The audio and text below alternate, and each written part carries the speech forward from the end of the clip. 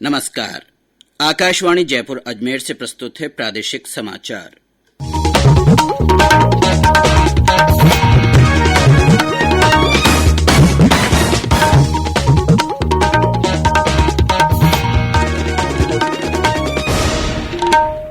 मुख्य समाचार। रोशनी का त्योहार दीपावली हर्षोल्लास और परंपरागत श्रद्धा भाव के साथ मनाया जा रहा है। प्रधानमंत्री नरेंद्र मोदी ने नौशेरा में जवानों के साथ मनाई दीपावली। प्रधानमंत्री ने कहा, सैनिक देश के रक्षा कवच। प्रदेश में शुद्ध के लिए युद्ध अभियान के तहत खाद्य पदार्थों में मिलावट के खिलाफ कार्रवाई जारी। खाद्य विभाग की टीमें लगातार ले रही हैं नमूने। भारत बायोटेक की कोवैक्सीन को WHO ने आपात उपयोग की अनुमति दी। और प्रदेश में सुबह शाम गुलाबी ठंड का असर। अधिकांश स्थानों पर न्यूनतम तापमान 11 से 16 डिग्री सेल्सियस के बीच।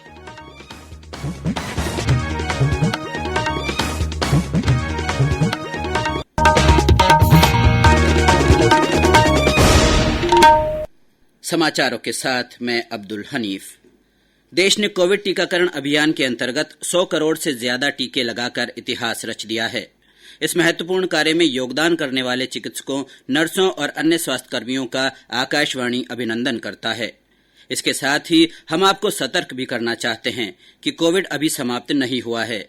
आप सभी से हमारी अपील है कि यथाशीघ्र दोनों टीके लगवाएं और अन्य लोगों को भी टीके लगवाने के लिए प्रेरित करें। त्योहारों के समय कृपया इन 3 आसान उपायों का पालन अवश्य करें। मास्क लगाएं, 2 गज की सुरक्षित दूरी बनाए रखें, हाथ और चेहरा साफ रखें।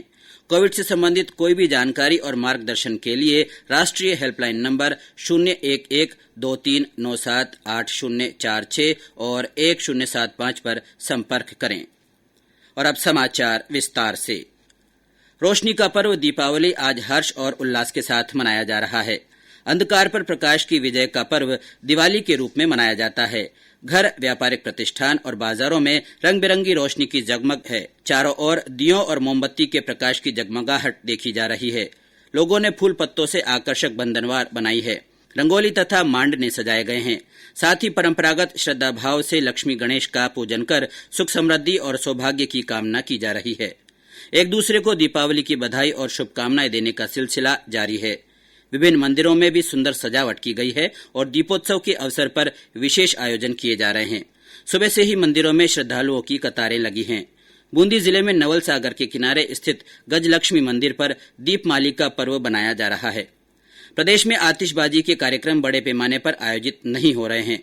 प्रदूषण को नियंत्रित रखने के लिए इस बार तय समय पर ग्रीन पटाखे चलाने की अनुमति दी गई है। राजधानी जयपुर के बाजारों में आकर्षक सजावट और मनोहारी स्वागतदारों को देखने के लिए ज्योति पर्व पर आम लोगों के साथ विभिन्न राज्यों से भी पर्यटक पहुंचे हैं। सिरोही जिले में भी दीपावली के त्योहार का उल्लास देखा जा रहा है। हमारे संवाददाता ने बताया कि महापर्व पर गुजरात सहित विभिन्न राज्यों से अच्छी संख्या में सैलानी माउंट आबू पहुंच रहे हैं। सिरोही जिले में दीपावली का पर्व हर्षोल्लास के साथ मनाया जा रहा है। इस अवसर पर राजस्थान के एकमात्र हिल स्टेशन माउंट आबू को भी सजाया गया है। यहाँ पर पर्यटकों के आने का सिलसिला शुरू हो चुका है और यह सिलसिला 15 दिनों तक जारी रहेगा। गुजरात सहित देश भर के अन्य राज्यों से पर्यटक यहाँ माउंट आबू घूमने पहुंचेंगे। माउंट आबू में भी होटल व्यवसायी कोविड गाइडलाइन का पूरा ध्यान रख रहे हैं। साकेत गोयल, आकाशवाणी समाचार, सिरोही। सवाई माधोपुर, बीकानेर, जालौर, बूंदी, करौली, अलवर, चूरू, झालावाड़, झुंझुनू सहित अन्य जिलों से भी दीपावली धूमधाम से मनाए जाने के समाचार मिल रहे हैं। इधर प्रदेश से लगती अंतर्राष्ट्रीय भारत पाक सीमा पर सैकड़ों दियों की जगमगाहट है। हमारे बीकानेर संवाददाता ने बताया कि जवानों ने सीमा चौकियों को भी रोशनी और रंगोली से सजाया है।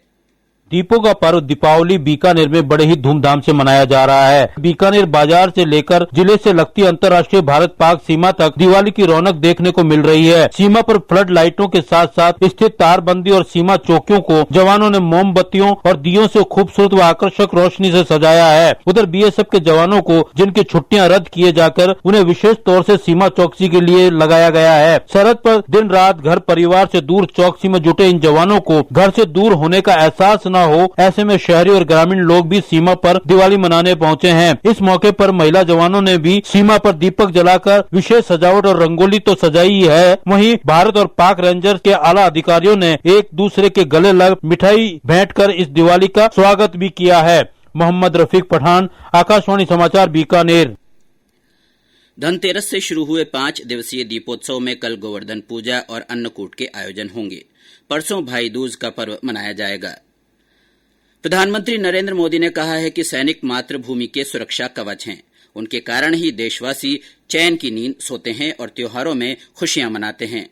आज जम्मू के राजौरी जिले के नौशेरा सेक्टर में जवानों के साथ दीपावली की खुशियां साझा करते हुए प्रधानमंत्री ने कहा कि सैनिकों के बीच आकर उन्हें नई ऊर्जा मिलती है। दिवाली पर एक दिया आपकी वीरता को, आपके शौर्य को, आपके पराक्रम को, आपके त्याग और तपस्या के नाम पर, और जो लोग देश की रक्षा में जुटे हुए हैं, ऐसे आप सबके लिए हिंदुस्तान का हर नागरिक उस दिए की ज्योत के साथ आपको अनेक अनेक शुभकामनाएं भी देता रहेगा। आप सभी के बीच आना, जो भाव अपने परिवार के बीच जाकर के होता है, वही भाव मेरे मन में होता है। लेकिन मैंने हर दिवाली सीमा पर तैनात आप मेरे परिवारजनों के बीच बिताई। आज मैं फिर आपके बीच आया हूं, आपसे नई ऊर्जा लेकर के जाऊंगा। इस अवसर पर प्रधानमंत्री ने महिला सैनिकों की सराहना करते हुए कहा कि देश की रक्षा में महिलाएं नई ऊंचाइयां छू रही हैं। अब थल सेना में महिलाओं को स्थायी कमीशन दिया जाने लगा है। प्रधानमंत्री ने दीपावली के अवसर पर सैनिकों को मिठाई खिलाई। थल सेनाध्यक्ष मनोज नरवणे भी प्रधानमंत्री के साथ मौजूद रहे। प्रधानमंत्री नरेंद्र मोदी का कल केदारनाथ जाने का कार्यक्रम है। प्रधानमंत्री श्री आदि शंकराचार्य की समाधि और प्रतिमा का अनावरण करेंगे।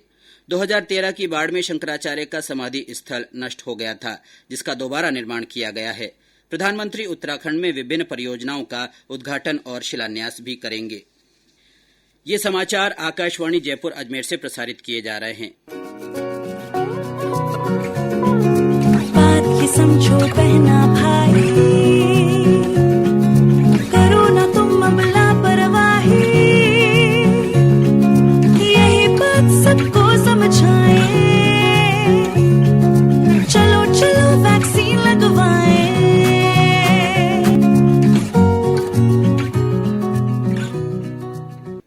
समाचारों में आपका फिर से स्वागत है।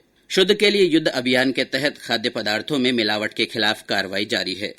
त्योहारों को देखते हुए खाद्य विभाग की टीमें लगातार सैंपलिंग और चेकिंग कर रही हैं। मिठाई के वजन के साथ डिब्बा तोड़ने और दूसरे नियमों के उल्लंघन करने पर जुर्माना वसूल किया जा रहा है। खाद्य और नागरिक आपूर्ति विभाग के शासन सचिव नवीन जैन ने बताया कि दीपावली के मद्देनजर खाने पीने की चीजों में किसी भी प्रकार की गड़बड़ी और मिलावट की शिकायत उपभोक्ता विभागीय हेल्पलाइन नंबर 1800-1806-03 पर कर सकते हैं। विश्व स्वास्थ्य संगठन WHO ने भारत बायोटेक की कोवैक्सीन के आपात उपयोग की अनुमति दे दी है। G20 शिखर सम्मेलन में प्रधानमंत्री नरेंद्र मोदी ने कोवैक्सीन को विश्व स्वास्थ्य संगठन की मंजूरी दिए जाने पर बल दिया था। उन्होंने कहा था कि भारत 2022 तक कोविड की 500 करोड़ वैक्सीन का उत्पादन करेगा। केंद्रीय स्वास्थ्य मंत्री मनसुख मांडविया ने इस मंजूरी को बड़ी उपलब्धि बताया है। उन्होंने कहा कि आत्मनिर्भर भारत का संकल्प सिद्ध हुआ।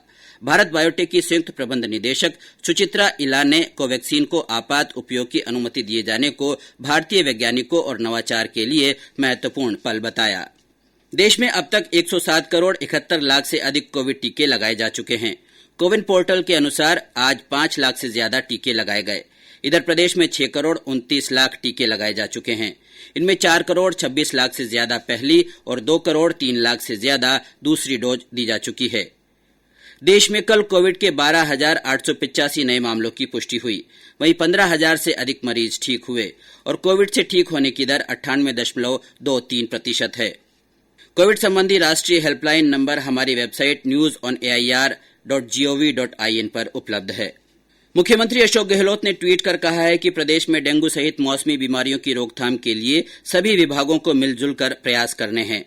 प्रदेश में इन दिनों मलेरिया, स्क्रब टाइफस, चिकनगुनिया और स्वाइन फ्लू जैसी बीमारियों की रोकथाम के लिए शहरों और गांवों में व्यापक कदम उठाए जा रहे हैं।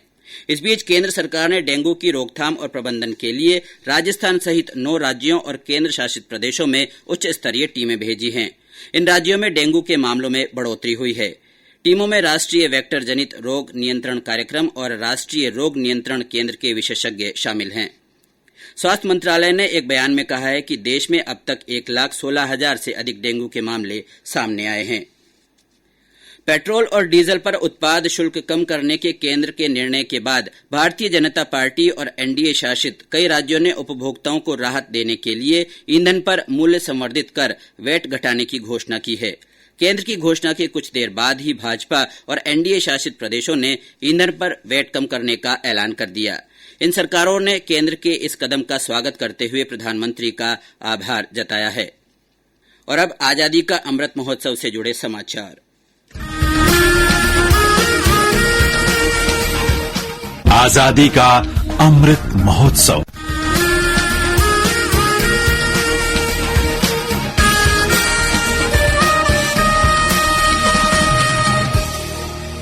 आजादी का अमृत महोत्सव के तहत आकाशवाणी समाचार जयपुर की ओर से शुरू की गई संदेश श्रृंखला में अब सुनिए हमारे श्रोता का संदेश। मैं आकाशवाणी का नियमित श्रोता श्री राम जानी, गांव थोप, तहसील ओसियां, जिला जोधपुर से सभी देशवासियों को दीपावली की हार्दिक शुभकामनाएं और हम इस वर्ष आजादी का महोत्सव की 75वीं वर्षगांठ मना रहे हैं। आजादी के लिए अपने प्राणों को न्याछावर करने वाले वीर शहीदों को और वीरांगनाओं को हम याद करते हैं, जिनके कारण आज अपने आप को सुरक्षित महसूस कर रहे हैं। सत्य, अहिंसा, राष्ट्र की एकता, विश्व की भावना और स्वदेशी वस्तुओं का अपनाना, यही आजादी का महोत्सव सार्थक होगा। जय हिंद। भरतपुर में नाबालिग से यौन दुराचार के आरोपी निलंबित न्यायाधीश को आज पुलिस ने अदालत में पेश किया, जहां से आरोपी को 2 दिन की पुलिस रिमांड पर सौंप दिया गया। वहीं आरोपी का सहयोग करने वाले 2 अन्य कर्मचारी अभी फरार हैं, जिनकी तलाश में पुलिस कई जगह पर छापे मार रही है। प्रदेश में सुबह शाम गुलाबी ठंड का असर देखा जा रहा है।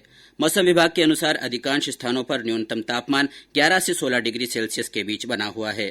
आज नागौर में 11.3 डिग्री, भीलवाड़ा तथा चित्तौड़गढ़ में 11.6 डिग्री और चूरू तथा सीकर में 12 डिग्री सेल्सियस न्यूनतम तापमान दर्ज किया गया।